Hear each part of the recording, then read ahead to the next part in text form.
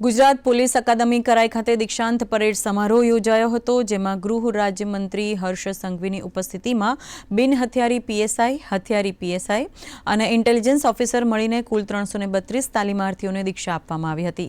સફળતાપૂર્વક તાલીમ પ્રાપ્ત કરી રાજ્ય પોલીસ બેડામાં સેવારત થવા જઈ રહેલા 332 પોલીસ અધિકારીઓને ગૃહ રાજ્યમંત્રી હર્ષ સંઘવીએ શુભેચ્છાઓ આપી હતી અને જણાવ્યું હતું કે આ જવાનો રાજ્યની સુરક્ષા, સલામતી અને શાંતિમાં વધારો કરશે તેમજ રાજ્યની પ્રગતિને એક નવો મુકામ પહોંચાડશે। આ અવસરે પોલીસ તાલીમ અકાદમી કરાઈના આચાર્ય અભય ચુડાસમાએ દીક્ષાર્થીઓને શપથ લેવડાવ્યા હતા।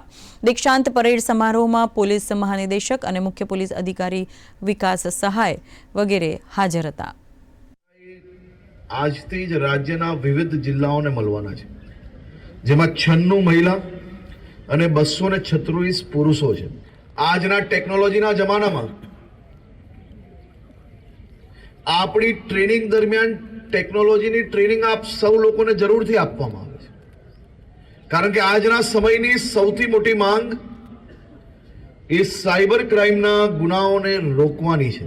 ટેકનોલોજીનો ઉપયોગ જરૂરથી કરવાનો છે, પરંતુ સાથે સાથે હ્યુમન ઇન્ટેલિજન્સનો ઉપયોગનો કોઈ બી પ્રકારે કમી ના આવવી જોઈએ।